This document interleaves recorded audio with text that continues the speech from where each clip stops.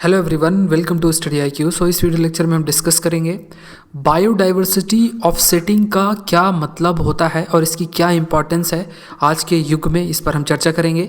This video is presented by me, my name is Saurabh Pandey. UPSC से related अगर आपकी कोई भी क्वेरी है तो आप मेरा फेसबुक पेज विजिट कर सकते हैं। My ID Saurabh Pandey 009। इस लेक्चर का पीपीटी भी आप मेरे फेसबुक पेज से डाउनलोड कर सकते हैं। अगर हम बायोडाइवर्सिटी की बात करें तो बायोडाइवर्सिटी 3 लेवल में प्रेजेंट होती है।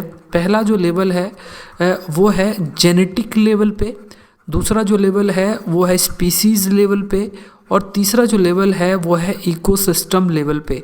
जब हम जेनेटिक लेवल की बात करें तो हर एक ऑर्गेनिज्म, हर एक लिविंग ऑर्गेनिज्म सेल से बना होता है।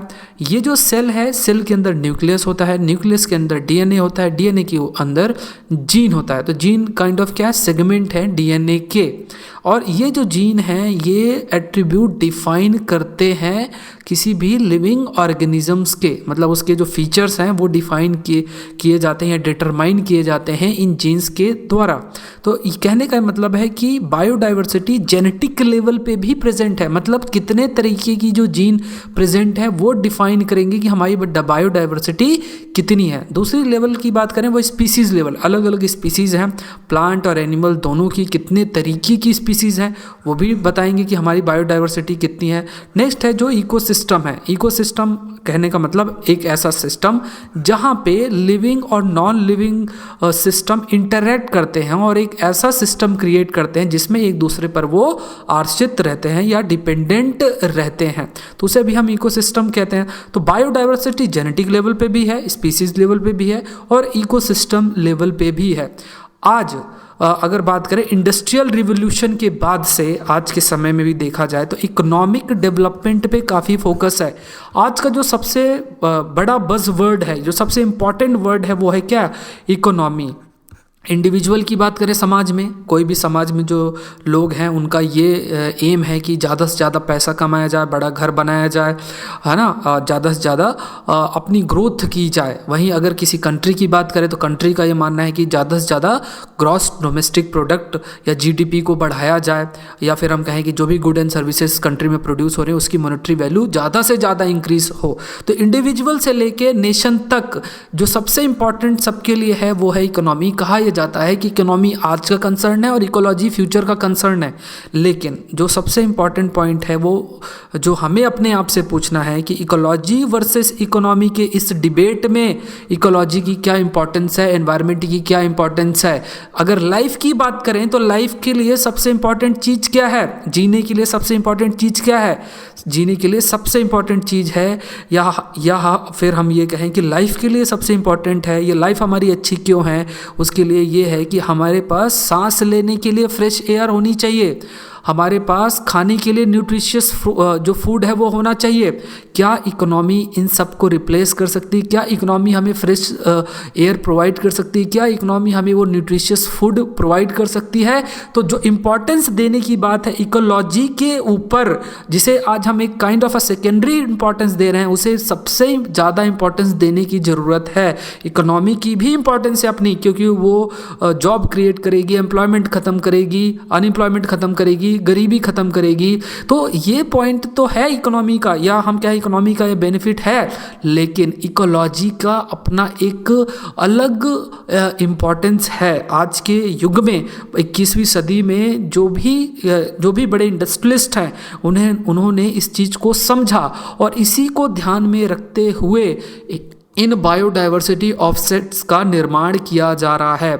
अब ये बायोडाइवर्सिटी ऑफसेट्स क्या हैं, मैन मेड कंजर्वेशन एरियाज़ हैं जो कि बनाए गए हैं to compensate for economic developments. कहने का मतलब कोई भी इकोनॉमिक डेवलपमेंट या इकोनॉमिक विकास के लिए बहुत सारी जैसे इंडस्ट्रीज़ लगाई जाती हैं या एग्रीकल्चरल एक्टिविटीज़ इंक्रीज़ की जाती है और उससे बायोडाइवर्सिटी पर इम्पैक्ट पड़ता है। तो बायोडाइवर्सिटी ऑफसेट ये ऐसे कंजर्वेशन एरिया हैं जो कि इस इकोनॉमिक डेवलपमेंट प्रोजेक्ट्स इसके को कंपनसेट करने के लिए बनाए गए हैं। तो ये हमें पॉइंट ध्यान रखना है। अभी जो रिसर्च हुई है, मतलब उस रिसर्च के तहत क्या पाया गया कि विश्व में अलग अलग जगहों पे ये बायोडाइवर्सिटी ऑफसेट्स देखे जा रहे हैं और इससे रिलेटेड डेटा प्रिपेयर किया गया है। आगे हम डिस्कस करेंगे किन साइंटिस्ट ने किया है और वो किस में पब्लिश हुआ है। तो उस डेटा में ये पाया गया कि अगर सबको कंबाइन कर दें इन बायोडाइवर्सिटी ऑफसेट्स को, हर जगह के जो बायोडाइवर्सिटी ऑफसेट्स है अगर सबको कंबाइन कर दिया जाए तो जो एरिया है वो किसके इक्विवेलेंट है? ग्रीस के बराबर, जो कि एक देश है यूरोप का। तो ये एक बहुत अच्छी बात है कि हम इकोनॉमिक डेवलपमेंट पर तो फोकस कर रहे हैं, लेकिन इकोलॉजी के इम्पोर्टेंस के बारे में भी हम ध्यान दे रहे हैं, क्योंकि हमारी लाइफ को इम्पोर्टेंट बनाने के लिए, हमारी लाइफ को अच्छा बनाने के लिए शुद्ध हवा की ज़रूरत है और शुद्ध भोजन की ज़रूरत है या न्यूट्रिशियस फूड की ज़रूरत है। तो ये एक बेसिक रिक्वायरमेंट है लाइफ के लिए और उस बेसिक रिक्वायरमेंट के लिए इकोलॉजी का होना बहुत इंपॉर्टेंट है। ये कुछ एग्जाम्पल्स बात करें जो बायोडाइवर्सिटी ऑफसेट के रूप में बनाए गए हैं, जैसे इंडस्ट्रियल प्रोजेक्ट है, जैसे ओयू टोलगॉय कॉपर माइन है मंगोलिया में, बुजागाली हाइड्रो पावर प्रोजेक्ट है युगांडा में, ग्रासलैंड को रिस्टोरेशन, जो ग्रासलैंड एरिया उनका रिस्टोरेशन किया गया है, क्योंकि ये जो ग्रासलैंड रिस्टोरेशन है मतलब ग्रासलैंड जो है उसको हटाया गया था जब वहाँ पे कोई हाउसिंग डेवलपमेंट प्रोजेक्ट रन हुआ था यूके में, तो वहाँ फिर से वो ग्रासलैंड एरिया को रिस्टोर किया गया है। तो ये काफ़ी इंपॉर्टेंट है। तो ये कुछ एग्जाम्पल्स है बायोडाइवर्सिटी ऑफसेट के लिए। अब ये डेटा जो है इनसे रिलेटेड काफ़ी इंपॉर्टेंट है और इससे क्या है कि ये देखने को मिल रहा है कि इंटरनेशनल लेवल पे कुछ स्टेप्स लिए जा रहे हैं जो बायोडाइवर्सिटी है उसके कंजर्वेशन के लिए। अब जो रिसर्चर्स हैं उन्होंने ये पाया कि अक्रॉस द वर्ल्ड जो बिजनेसेस हैं, अलग अलग जो बिजनेसेस हैं वो ऐसे बायोडाइवर्सिटी ऑफसेट्स जो ये प्रोजेक्ट हैं ये बना रहे हैं इंटरनेशनल कॉरपोरेशन के द्वारा भी और स्मॉल स्केल जो लैंड ओनर्स हैं उनके द्वारा भी। तो छोटे से बड़े लेवल तक ये कदम उठाए जा रहे हैं। अब बायोडाइवर्सिटी जो ये ऑफसेट्स हैं ये अभी रीसेंट आइडिया है, लेकिन अभी जो देखने को मिल रहा है कि 1,53,000 स्क्वायर किलोमीटर तक इतने लैंड एरिया अगर सबको कंबाइन कर दें जिन पर स्टडी हुई है, और इतने एरिया में ये बायोडाइवर्सिटी ऑफसेट प्रोजेक्ट बनाए गए हैं और ये बेस्ड है किस आइडिया पे? No net loss policy. अब ये नो नेट लॉस पॉलिसी क्या होती है?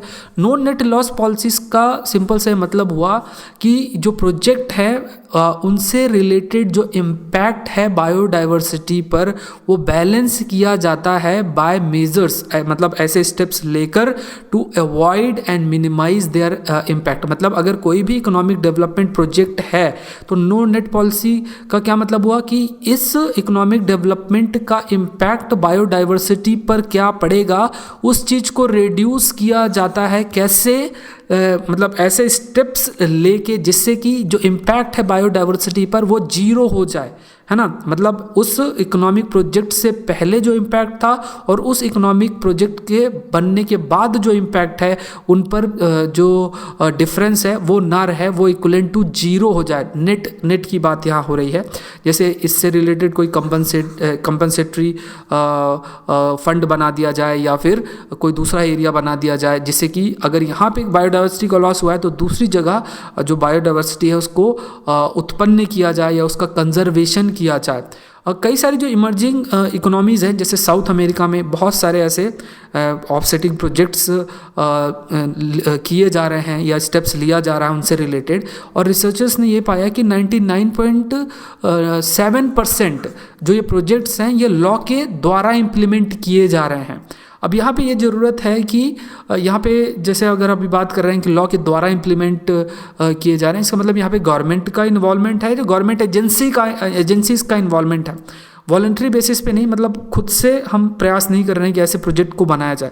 इंडिविजुअल लेवल पे जब ये स्टेप लेना हम स्टार्ट कर देंगे, अपनी जिम्मेदारी को हम जब समझने लग जाएंगे, तो शायद ये जो बायोडाइवर्सिटी ऑफसेट प्रोजेक्ट है इनके नंबर्स और इंक्रीज़ होंगे।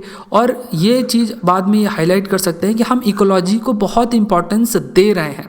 तो ये जो बायोडाइवर्सिटी ऑफसेट है काफ़ी नया कंसेप्ट है और ये स्टडी भी काफ़ी नई है। यहाँ पे 2 पॉइंट जो हमें ध्यान रखना है कि नो नेट लॉस पॉलिसी और इन जनरल जो बायोडाइवर्सिटी का कंसेप्ट ये थोड़ा सा हमें ध्यान रखना है और कई सारे एग्जाम्स में पूछा भी जा सकता है। जो रिसर्च की गई है वो किसके द्वारा की गई है?